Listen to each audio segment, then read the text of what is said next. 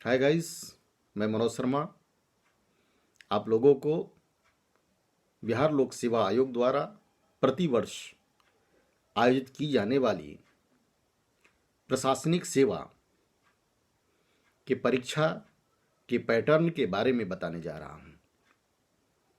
Pattern के साथ ही आज से प्रीलिम्स की जो मुख्य सेगमेंट है इतिहास, उसके बारे में कैसे अध्ययन किया जाए उसके बारे में बताने के बाद मैं आज इतिहास के प्रमुख सेगमेंट प्राचीन इतिहास के स्टोन एज से आप लोगों के क्लास का शुरुआत कर दूंगा। बीपीएससी 3 चरणों में प्रतिवर्ष परीक्षा का आयोजन कर अपने यहाँ प्रशासनिक सेवा, पुलिस सेवा, राजस्व सेवा और अन्य सेवाओं के लिए अधिकारियों का राज्य स्तर पर चयन करती है। सबसे पहले हम प्रीलिम्स की चर्चा करें। प्रीलिम्स मात्र स्क्रीनिंग टेस्ट होता है। इसमें 150 प्रश्नों का वस्तुनिष्ठ प्रश्न होता है जो इंग्लिश तथा हिंदी दोनों मीडियम में होता है। प्रीलिम्स पास करने के बाद छात्रों को मेंस के लिए बुलाया जाता है। मेंस 300 नंबर के 2 सामान्य अध्ययन का प्रश्न पत्र होता है तथा 300 नंबर का ऑप्शनल पेपर होता है, जो 34 ऑप्शनल पेपर में से एक का छात्र चयन करते हैं। यह भी इंग्लिश तथा हिंदी दोनों माध्यम में होता है। मेंस क्वालिफाई करने के बाद छात्रों को इंटरव्यू के लिए बुलाया जाता है। इंटरव्यू तथा मेंस दोनों के नंबर को जोड़कर मेरिट लिस्ट तैयार की जाती है और उसी आधार पर छात्रों का चयन प्रशासनिक, पुलिस तथा राजस्व एवं अन्य सेवाओं में किया जाता है। अब हम सबसे पहले जो इस परीक्षा का पहला स्टेज है प्रीलिम्स के बारे में चर्चा करें। प्रीलिम्स जो 150 प्रश्नों का प्रश्न पत्र होता है, इसका मुख्य सेगमेंट इतिहास है। भारतीय इतिहास।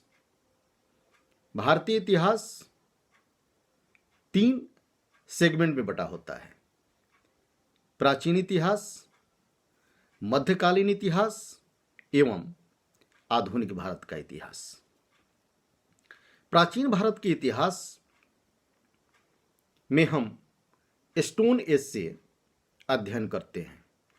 यद्यपि कि इतिहास की शुरुआत हम देखते हैं तो थोड़ा सा एंथ्रो और थोड़ा सा ज्योग्राफिकल एक्सपेंशन के बारे में भी चर्चा करते हैं। ज्योग्राफिकल एक्सपेंशन मात्र इतना कि हम देखते हैं कि सबसे पहले मनुष्य की उत्पत्ति, यानी कि कहें कि मानव सभ्यता की उत्पत्ति अफ्रीका में हुआ। बहुत सारे इतिहासकारों का मत है कि अफ्रीका में जो किनिया कंट्री है, किनिया देश है, वहीं से मानव सभ्यता का जन्म हुआ। अब वहां से, चूंकि यह उष्णकटिबंधीय क्षेत्र था और यहां से मनुष्य माइग्रेट किए और शीतोष्ण कटिबंधीय क्षेत्र यानी कि भारतीय उपमहाद्वीप में आके बसने लगे विभिन्न क्षेत्रों में, जो आज हमें विभिन्न क्षेत्रों में दिखाई देते हैं। बसे सबसे पहले मनुष्य, जनसंख्या कम थी तो वो जंगलों में रहते थे। जंगलों में रहते थे तो भाई किसी भी सोसाइटी के लिए क्या होता है, किसी भी सोसाइटी के लिए जब हम इतिहास की चर्चा करते हैं तो साइंस टेक्नोलॉजी भी उसमें आता है, सामाजिक व्यवस्था भी आता है, अर्थव्यवस्था भी आता है, पॉलिटिकल सिस्टम भी आता है, राजनीतिक व्यवस्था भी आता है, और सब एक दूसरे से रिलेटेड है। कैसे रिलेटेड हैं? तो हम देखते हैं, जैसी अर्थव्यवस्था आपकी होगी वैसी आपकी पॉलिटिकल सिस्टम होगी। कैसे भाई? तो थोड़ा सोचा जाए। अगर 1 रुपये का क्वाइन हम नीचे की तरफ छोड़ देते हैं तो उसको कोई नहीं उठाएगा, सब इग्नोर करके चल देंगे। कारण कि आज की आर्थिक व्यवस्था में 1 रुपये का महत्व बहुत कम है। वही हम गोल्ड का क्वाइन छोड़ देते हैं कहीं तो उसके लिए संघर्ष होना शुरू हो जाएगा। ठीक उसी तरह अब हम वैश्विक स्तर पर देखते हैं तो नेपाल की अर्थव्यवस्था काफी कमजोर है, तो वहां की पॉलिटिकल सिस्टम भी काफी कमजोर है। वहां का राष्ट्रपति, वहां का प्रधानमंत्री वैश्विक नहीं हो सकता है। उसके विपरीत हम जब जाते हैं अमेरिका में, तो अमेरिका की क्या है? अर्थव्यवस्था काफी स्ट्रांग है। तो वहां का राष्ट्रपति केवल अमेरिका का ही राष्ट्रपति नहीं होता, वो पूरे विश्व का राष्ट्रपति होता है। यानी कि अर्थव्यवस्था उसकी स्ट्रांग है तो पॉलिटिकल सिस्टम भी स्ट्रांग है। सेम कंडीशन हम आते हैं, जब हम जंगलों में रहते थे तो हमारी इकोनॉमी कैसी थी, अर्थव्यवस्था कैसी थी? जंगल के जो प्रोडक्शन होते थे उसी से हमारी अर्थव्यवस्था चलती थी। यानी कि जंगल के प्रोडक्शन को हम कलेक्ट करते थे और कलेक्ट करके हमारी इकोनॉमी चलती थी। तो हमारी इकोनॉमी कैसी हुई? कलेक्टिव इकोनॉमी हुई। इकोनॉमी बहुत कमजोर थी तो पॉलिटिकल सिस्टम भी कमजोर था। इकोनॉमी थी तो पॉलिटिकल सिस्टम भी था। इसलिए था कि वह इकोनॉमी का इक्वल डिस्ट्रीब्यूशन किया जाए, उसके लिए एक व्यवस्था, रूल रेगुलेशन की आवश्यकता थी, जिसमें मुख्य रूप से उसका सरदार मुखिया होता था। कोई भी पॉलिटिकल सिस्टम को चलाने के लिए हम देखते हैं कि मौखिक या लिखित रूप से उसका कॉन्स्टिट्यूशन होता है। तो उस वक्त भी जब हम जंगलों में रहते थे उस वक्त भी मौखिक कॉन्स्टिट्यूशन उनका था। कौन बंटवारा करेगा, किसको कितना मिलेगा, तो किसको कितना मिलेगा, कौन बंटवारा करेगा, ये पॉलिटिकल सिस्टम हुआ। और किसमें कितना मिला, किसी को ज्यादा, किसी को कम, किसी को उच्च स्थान, किसी को निम्न स्थान, तो ये हमारा सामाजिक व्यवस्था हुआ।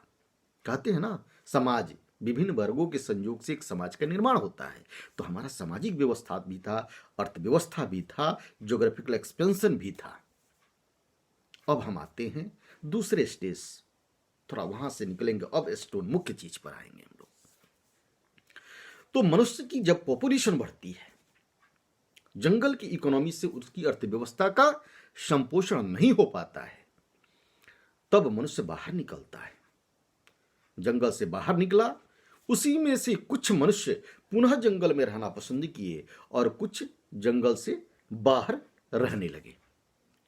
जंगल से बाहर रहने लगे तो उनके शारीरिक स्ट्रक्चर में भी चेंजिंग आया। जो बाहर रहे अब उनके लिए अर्थव्यवस्था की समस्या आई, अंदर जो चले गए उनके लिए अर्थव्यवस्था की अब समस्या वह थी कि वो कलेक्टिव इकोनॉमी पर ही जीने लगे। और जो बाहर आए अब वो क्या करेंगे भाई, कैसे अर्थव्यवस्था का संचालन करेंगे? तो उनके पास क्या आया, मनुष्य हंटिंग करना शुरू कर दिया, शिकार, हंटिंग करना शुरू कर दिया। हंटिंग के लिए इंस्ट्रूमेंट की आवश्यकता होगी, कैसे इंस्ट्रूमेंट बनाएंगे भाई? तो उसके लिए साइंस टेक्नोलॉजी की आवश्यकता होगी। साधारण तौर पर इंस्ट्रूमेंट बनाना लोग शुरू कर दिए। पत्थरों को तोड़ा और तोड़ करके औजार बनाया। पत्थर को जब तोड़े तो वहां से चिनगारी निकला। तो सबसे पहले आग का आविष्कार हम लोग देखते हैं पाषाण काल में होता है। पाषाण काल में आग का आविष्कार हुआ और पत्थरों को हमने तोड़ा तो उतना टेक्नोलॉजी हमारा डेवलप नहीं था, तो उतनी जो इंस्ट्रूमेंट थे उसमें शार्पनेस नहीं थे, नहीं आए। उसी इंस्ट्रूमेंट के आधार पर हम स्टोन एज को भी 3 भागों में बांटते हैं। स्टोन एज को भी हम 3 भागों में उसी आधार पर बांटते हैं। शार्पनेस नहीं था, यानी कि हंटिंग, शिकार करने में हमें ज्यादा मेहनत करना पड़ता था, ज्यादा मेहनत करना पड़ता था, मेहनत ज्यादा और कलेक्शन कम। मेहनत ज्यादा करते थे और आय कम होता था। यह हमारी स्टोन एज का पहला फेज था, जिसको पूरा पाषाण काल कहते हैं। मनुष्य फिर खोजी प्रवृत्ति का होता है। मनुष्य ने पुनः दिमाग लगाना शुरू किया कि कम मेहनत में ज्यादा इकोनॉमी कैसे कमाए।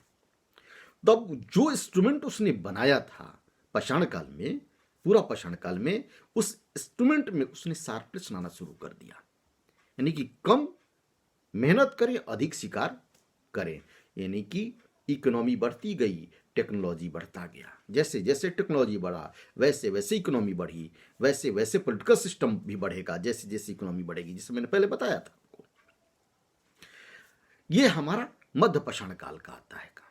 तो पूरा पाषाण काल में जो व्यवस्थाएं थी, पूरा पाषाण काल में जो इनिशियल इकोनॉमी की व्यवस्था जी स्टोन एज पर आधारित, जो नव पाषाण काल में डेवलप कर गई एक ग्रामीण सभ्यता के रूप में, उस दोनों व्यवस्थाओं का संक्रमण काल मध्य पाषाण काल कहा जाता है।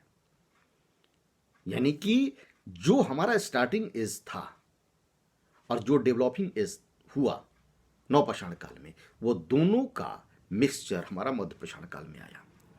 अब मध्य पाषाण काल के बाद हम आते हैं नियोलिथिक एज, नव पाषाण काल। नव पाषाण काल भारत यानी इंडियन कॉन्टिनेंट के विभिन्न स्थानों पर मिलता है। जो हमारे यहाँ बिहार में भी प्रमुख स्थान है, सारण छपरा का चिरांद, वैशाली का चेचर, और भारत के अन्य क्षेत्रों में जब जाते हैं तो गुफ कराल, बुरजाहोम, आपको चले जाइए कश्मीर में, विभिन्न क्षेत्रों में प्राप्त होता है नव पाषाण काल। नव पाषाण काल एज आते आते मनुष्य अस्थाई जीवन जीना शुरू कर दिया था। अस्थाई जीवन जीना शुरू कर दिया। आग का जो आविष्कार हम पूरा पाषाण काल में देखते हैं, उसका व्यापक प्रयोग नव पाषाण काल में शुरू हो गया। अब लोग भोजन कच्चा नहीं करते थे, भोजन पकाकर करना शुरू कर दिए। बर्तन का प्रयोग करना शुरू कर दिए। चाक का हमें पुरातात्विक स्रोत नव पाषाण काल में मिलता है, यानी कि पहिए का आविष्कार नव पाषाण काल में हो गया। फूस का घर मिलता है, यानी कि रहने के लिए लोग घर बनाना शुरू कर दिए। तो ये सारा एक ग्रामीण सभ्यता में हमें अभी भी प्राप्त होता है। यह जो व्यवस्था है, आपको बर्तन, खाना, आग पर पकाकर खाना, अस्थाई जीवन जीना, ये सारी व्यवस्थाएं हमें ग्रामीण सभ्यता में अभी भी प्राप्त होती है। तो हम कहते हैं कार्बन 14 के माध्यम से उस समय के इंस्ट्रूमेंट का अध्ययन कर हम यह कहते हैं कि नव पाषाण काल आते आते मनुष्य ग्रामीण सभ्यता में जीना शुरू कर दिया। अब आते हैं, ये तो हमारा डेवलपमेंट हुआ किस तरह। साउथ माने अफ्रीका से हम आए, यहाँ पर आने के बाद जंगलों में रहे, जंगल से बाहर निकले और इंस्ट्रूमेंट पर आधारित हमारी अर्थव्यवस्था डेवलप करते गई। अब बीच में हम आते हैं, एक मिक्स सभ्यता आती है। मिक्स सभ्यता आती है जिसको आर्यन सभ्यता कहते हैं, वैदिक संस्कृति। तो उसको हम लोग नेक्स्ट क्लास में चर्चा करेंगे। इससे पहले यह चर्चा हम लोग कर दें कि भाई ये तो अब ग्रामीण सभ्यता हो गया, लेकिन यह ग्रामीण सभ्यता पुनः शहरी सभ्यता में तब्दील कैसे हुआ। शहरी सभ्यता में तब्दील हुआ और इसी शहरी सभ्यता को हम लोग हड़प्पा सभ्यता का नाम देते हैं। हड़प्पा सभ्यता का नाम देंगे, जिसको कार्बन 14 के माध्यम से जिसका एज का अध्ययन हम करते हैं। तो यह अध्ययन हम पाते हैं 2300 से 1750 BC, यानी बिफोर क्राइस्ट। आज की क्लास में हम इतना तक ही बता रहे हैं आपको। नेक्स्ट क्लास में हम इंडस वैली सिविलाइजेशन से शुरू करेंगे, हड़प्पन सभ्यता से शुरू करेंगे, जो भारतीय उपमहाद्वीप की पहली शहरी सभ्यता थी। Thank you.